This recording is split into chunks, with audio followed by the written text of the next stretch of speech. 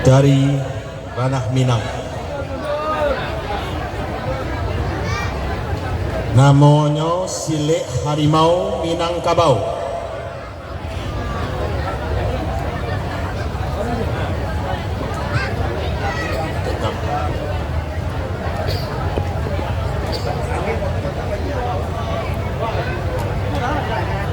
Persembahan dari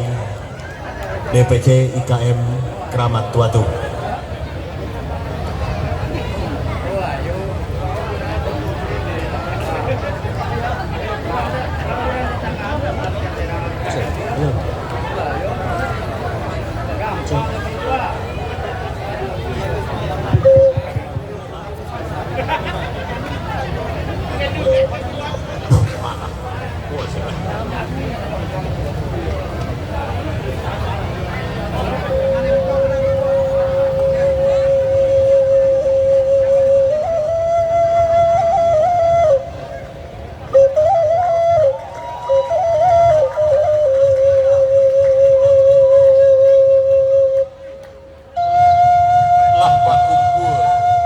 Masyarakat Minangkabau buat kumpul di alun-alun kadang ketek tu jo mudo ukur jo jangko kota lampau sambah jo simpuh kami susun pembukaan dari jo bicara basile jujung lidah malangkah ke pengkakari itih di mato padang katuhan tangan bertadah kok untung niau itu kiki kuliah lawan dunia orang tak kalau alun barabalun alun badusun batarata alun bataluk jawaran kau alun bakoto panagari alun batiku pariaman alun basintuak lubuk aluang sasapan alun lainnya tu alun sikilang aye bangi alun babandanan sapuluah alun letapan ilopuro alun nantungga magek jabang alun le rajo pagaruyang alun lay basa sampai balai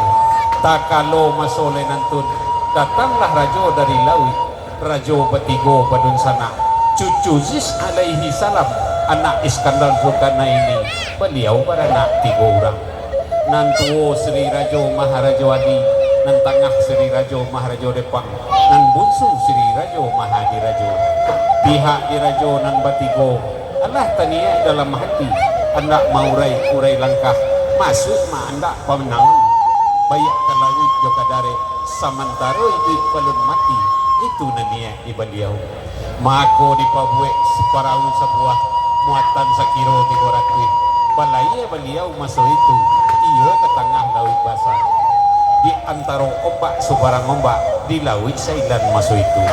dek lamo lambek balai dicalik ilia jemudia dipandang suuk jokida lautan tanang bak dilenang aye sarupo peman mudo lawilah mandau bawah tampaklah pulau sebuah balai sampai ke sana pulau Banamo Lenggopuri setibo inyo di sana garaklah datang dari Allah tumbuhlah silang Josalisya sampai babantah bakalahi iyo dek rajonan batigo tasabau mengkuto tandua ame ba itu warih nan dijawe kato pusako nan diganggap pakisah dawai kakarate lukisan di batu indah ilang pada waktu iko kini